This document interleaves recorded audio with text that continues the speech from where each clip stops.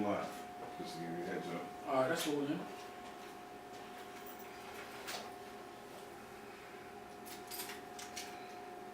Yo, One Live Radio, we in the fucking building. We in the fucking building over here at One Live Studios, man. Harley, Dyse. You know what I'm saying? What up, y'all? About to sit down with my man Harley, Dyse. Chop it up. Another OG session. We go way back. There's actually a story about me starting my first radio show because of you. Okay. So we'll get to it. Stay tuned. Tune in. Tonight's event is sponsored by Jim Beam. You know why? Because I drink it and they gonna pay me for it. You know what I mean? Super T Records in the building, man.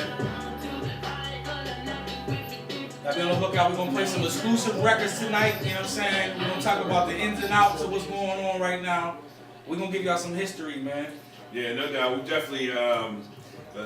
I do something called an OG session for a reason. There's a disconnect in Pittsburgh between the younger generation and the older generation of hip hop. It's like pre Wisdom Mac and post Wisdom Mac. You know, some people think that Pittsburgh hip hop started with Wiz and Mac. You know, there's like before that there was like no Pittsburgh hip hop, and if there was Pittsburgh hip hop, it didn't affect anybody nationally. Like nationally, it wasn't known about Pittsburgh hip hop, and it's totally not true. So Yeah, that's crazy. Yeah, no doubt. So we'll definitely talk about that amongst other things in Pittsburgh hip hop world, because you know, being in Pittsburgh as long as you've been doing hip hop, that people hate, man. It's continuous. That's one of the things that's held us back from being a successful city for the longest time. Yeah. I know you've dealt with it, and I have too. So you know, we definitely touch on that too. So Yeah. you know, make sure you stay tuned. Really, what we're doing is waiting for Dyse to give me some music. So I'm gonna send you over these 3 exclusives right here real quick before Okay. You know what I'm saying? And honestly, how about I do 3 in an exclusive in studio freestyle? Okay, yeah, no doubt. You know what I'm That'll saying? work. Let me do that. Let me show off real quick. Yeah, no doubt. However you want to do it. You know? You know what I'm saying? Because honestly, like man, people be forgetting that I really do this, man. You know what I mean? I know. Yeah. You know? Like all the work that I've ever done to get to this point right here, Yeah. you know what I'm saying? Yeah. Man, Super T Records, man, they seeing the vision. Like 2018 is just the beginning of what's really about to happen. Yeah. You know what I'm saying? Like I feel the energy, like you know what I'm saying? Yeah. If you rock with me, man, I'm gonna give you positive vibes and you won't leave better than when I found you, I promise. Yeah. You know what I'm saying? Cause like that's what I'm on. Like I want to build people up, you know what I mean? No doubt, because I know that with your skill set, you really don't need anybody except somebody to push your music and basically book you shows. Yeah, at the end of the day, I mean, like you quoted on that. So, like, I mean, I record, I produce, I do videos, photography, like mix, master. Like, what can't I do is the better question. You know what I mean? And that's not even being arrogant. That's more or less just like speaking on. Man, I didn't have people to do that for me. Yeah. You know I mean, it came out of necessity. I tell people that all the time. It's like I became a DJ out of necessity. Yeah. You know, I learned graphic design out of necessity. Yep. You know, I learned how to do video photography out of necessity. Yeah. You know, instead of having to pay somebody to do something for me and not liking the way, like the outcome, I learned how to do it myself. Yeah, I had no choice. I mean, it was either I got $300 to my name. So it's either go pay them to record my shit, and then like I might not even like the song, or I'm saying I can spend this $300. All right, bang, I'll go buy the computer this time. Yeah. All right, next time I got a couple dollars, I'm gonna go get the mic. Yeah. Next time I got a couple dollars, I'm gonna go get this piece. You know what I mean? But in the same time, you know what I mean? I'm still working on songs. I'm still writing stuff. Yeah, you know what I mean? Like so, by the time I get every piece together, man, I got 200-300 songs ready. So I'm in the studio recording it all night. Like, Yeah. So I mean, that's kind of like how it came out of me, like necessity for real. Yeah, and then the other thing is too is like a lot of people don't take the time.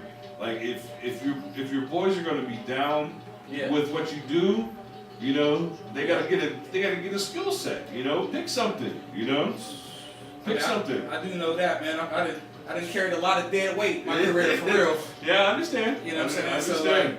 So, you know, a lot of people don't think about that. Like LeBron James, instead of his boys just hanging around him, being, you know, an entourage, he was like, okay, I'm gonna pay for y'all to go to school to do the jobs that for what I need, for an agent, for a manager, for marketing, for promotion.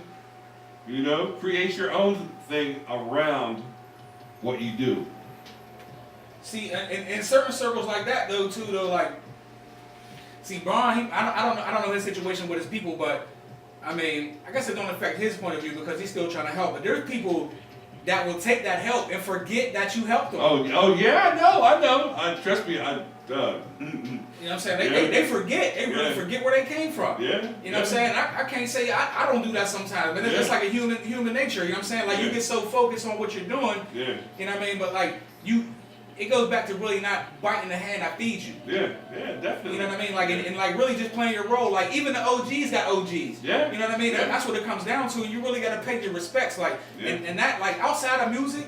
That's where like shit is taking a downward spiral. Yeah. You know what I mean? Because like people's forgetting to have respect for their elders more or less. Yes. And there was a generational skip. I want to say it might even be my generation because even my generation of MCs like in Pittsburgh, like you know the Animals, the Hustles, the K Pounds, like that whole generation, like we got skipped over for some reason. Yeah. And it's like, because the older generation was trying to stick around too long, and they wasn't trying. They had us under their wing, but they wasn't trying to let us grow and be that. Yeah. And then by the time, you know what I'm saying, it was like, I ain't gonna say past our prime or whatever, but kind of past our prime. Yeah. And you know, the younger generation was coming. That's when the Wiz and them came out. You know what I'm saying? Like our generation really had the potential to really put on first. Yeah. And that ain't no knock on Wiz. I'm saying like Wiz, Mac, Hardo, Boaz, all of them, they doing their thing. No, because what it really was is that the infrastructure and the business part of what needs to happen for an artist to break was not here.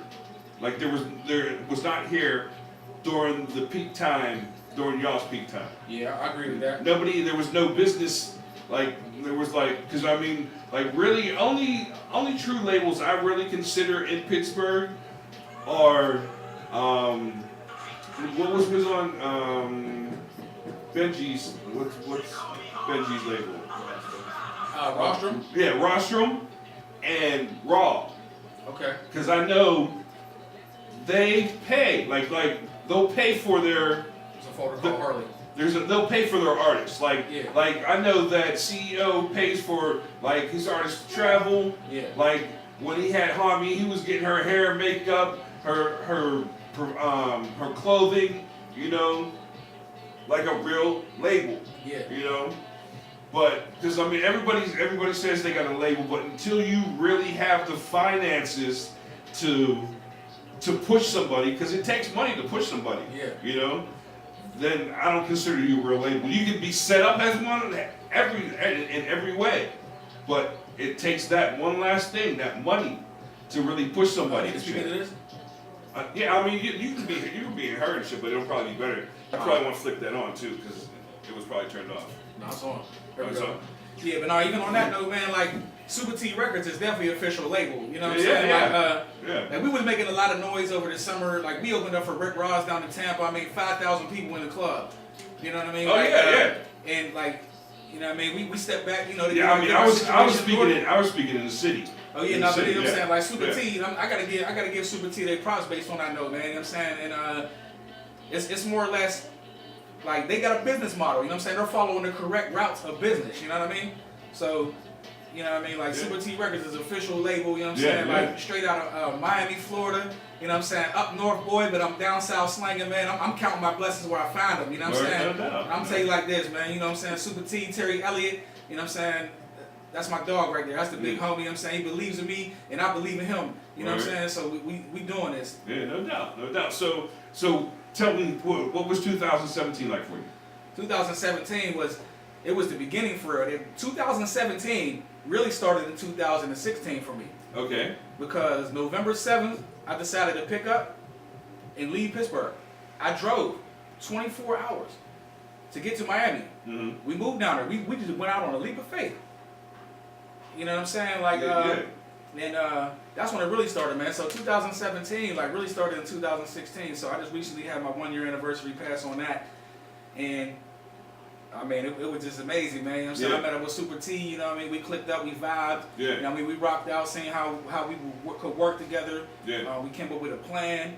You know what I mean? We made it official like in June. You know what I mean? We're going to do this. We're going to take over the world. Yeah. You know what I mean? And shoot, man, honestly, the rest is history. I've been touring all through the South: Jacksonville, Tampa, Orlando, Alabama, New Orleans, Atlanta.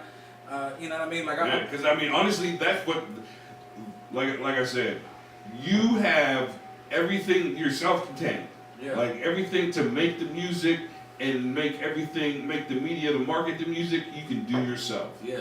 But to get the gigs, that's what you need to get exposure. That's the only way an artist can get out there and break. You know, because we just seen it happen with Hardo. Yeah. You know, Hardo's been in the city for years. Yeah.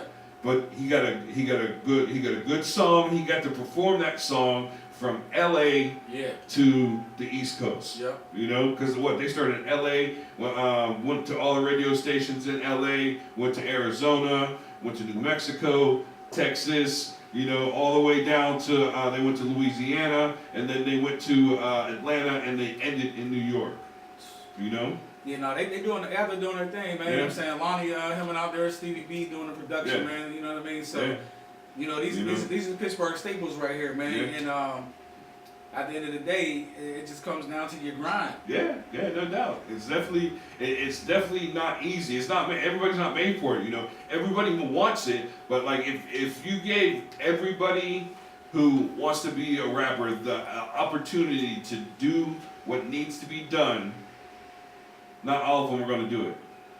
You know? Honestly, for real, I mean, we can look at the statistics. Everything comes down to a 50-50. Either it's going to happen or it ain't. Yeah. But if we're going to looking at, like, I mean, we're going to factor in, like, people's motivation and then the bullshit factor. Yeah. The bullshit factor, oh, man, that's the worst. Yeah. Like, especially in this city. Oh, my goodness. But you know what, man? Just being out for real, it's not just the city. You know what I'm saying? 'Cause they say the same shit everywhere else. Yeah. They be like, man, these Miami motherfuckers, man, they just crabs in the barrel. I'd be like, dog, if y'all only knew. If you really only knew.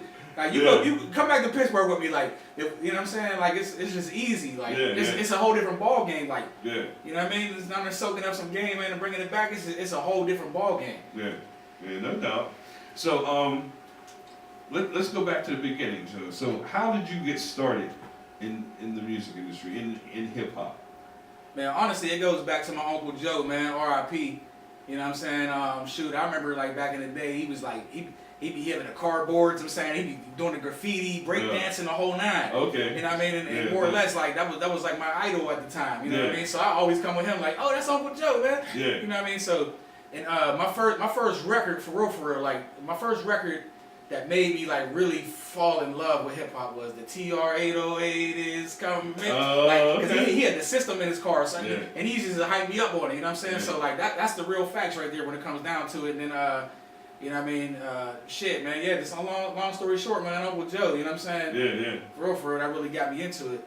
So, but what got you into, like, actually rapping, making beats, like what? Because I mean, I know, like, for me, I started as a fan of hip hop in '78 when Rapper's Delight dropped. Yeah. You know, my mom had been getting me records since I was 5 years old. So, you know, by the time I'm 9, she got me a 12-inch for Rapper's Delight and tickets to the Stanley Theater to go see them and shit. Yeah. You know, so that's when I fell in love with hip hop. Okay. But as far as the industry goes, like, I didn't get into the industry and start doing my first show till I didn't do my first show till I was 28.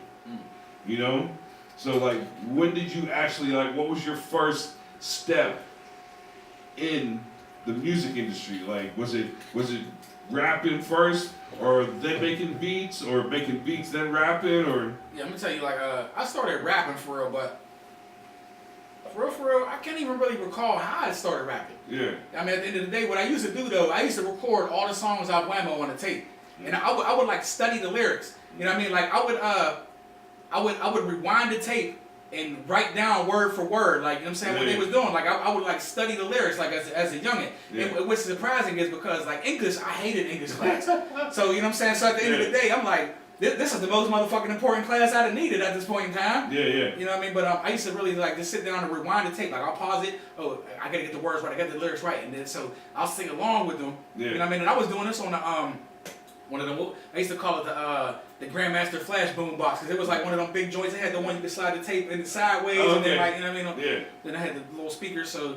I mean, that's how I got with that. You know what I'm saying? And then I used to just record songs because it had a little mic input, so I would just I would put the mic in there, and then I would kind of do some karaoke stuff a little bit. But because I would have the like instrumentals. covers, like cover you know what I'm saying? songs. But then I would the beat would still be on there, so then I'll just do my thing. Like at the end of the day.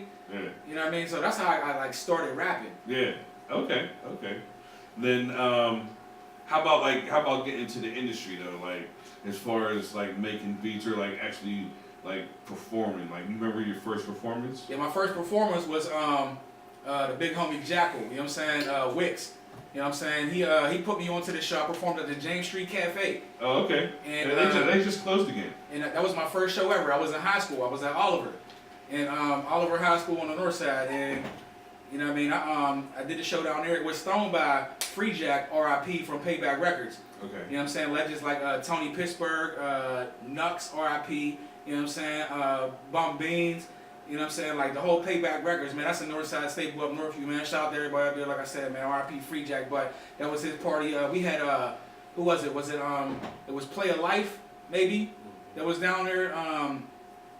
That was my man Flattenum, I think. I think they was down there, but long story short, yeah, the first show I did, man, James Street Cafe on the north side. Okay. And, was it upstairs? Like in the back? I think upstairs? It was upstairs. Yeah, okay. You know what I'm saying? It wasn't really a stage, more or less. It was like a platform. Yeah, you know what I'm saying? Like about a 7 to 10 inch platform. Yeah. And, man, for real, like a lot of people tell me they get scared when they go on, man. I grabbed that motherfucking mic and I went off. Really? You know what I'm saying? I was happy because even like in high school and everything, like, how even how it really all came out, man. I would rap, but man, like my parents, they moved up to Franklin, up Venango County and shit, like trying to give us a better life, trying to get us out of the hood and shit. And I went up there and pretty much just took over. Like I was a rapper, so they was like, oh shit. They were just on me. Like I had radio interviews at like 15 and 16 up there. You know what I'm saying? Like just on the radio, because like I was the new phenomenon in the town. And I didn't even know what the hell was going on, so I didn't know how to capitalize off it. And So and but I'm saying I went from there, you know what I'm saying, and I you know what I'm saying, I took that motivation. I came back to Pittsburgh, but I still have my homies in the Bird that I rap with. So you know what I'm saying, like even between the Grandmaster Flash joint and, you know what I mean, the point we talking about the performance, I'm saying my man Renaissance, you know what I'm saying, Calvin Mason, you know what I'm saying, I've been my homie like throughout high school, motherfucker, we was together like every day, like wake up, crack of dawn, man, what's up, man, we on, like school, we cutting school to smoke, motherfucker, that's my dog, like, you feel me, so, you know what I mean, like we in there, like that's who I did my first show with too, matter of fact, we was a group called Massive, you know what I'm saying, organized by the homie Jackal, you know what I'm saying, well that was the title, you know what I'm saying, we was pushing forward with that, but, you know what I mean, shit. Well, I know that that you work with Jackal because that's really how I met you. Yeah, I met you down to Eminem. Yeah. You're my man.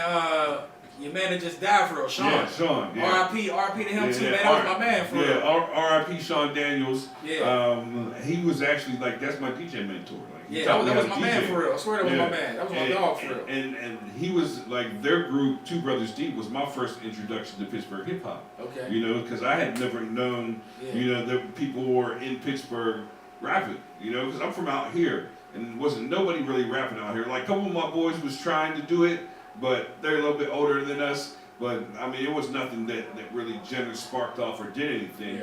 But I mean, Sean and Ron. Sean and Ron are doing shows in the city in like 89, 90, 91, going back and forth to New York doing shows. They opened up for Fushniks at the what was that spot in Oakland next to the Arby's and shit. Arby's? Yeah. That might be before my time. I forget what it was called.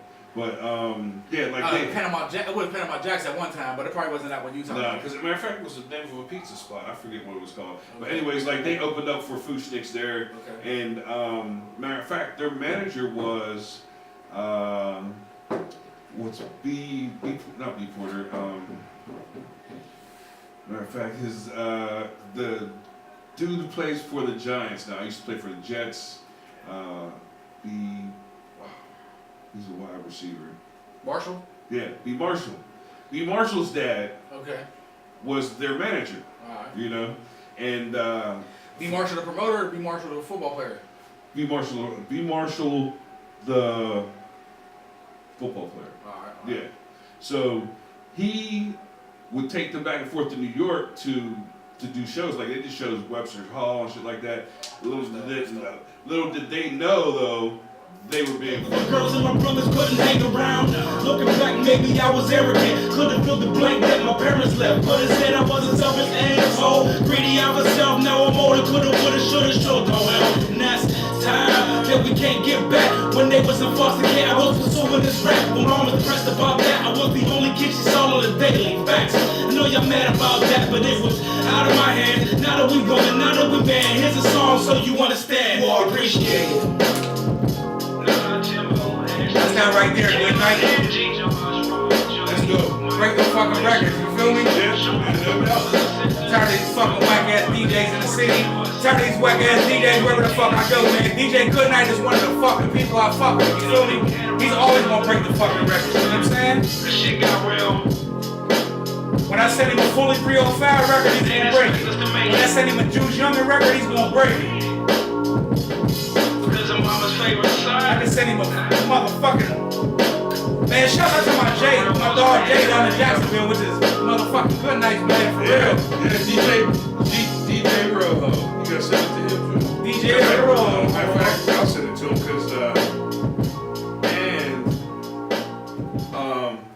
because he's gonna start doing radio down on the station and shit. He's gonna start doing it down there. Well, honestly, I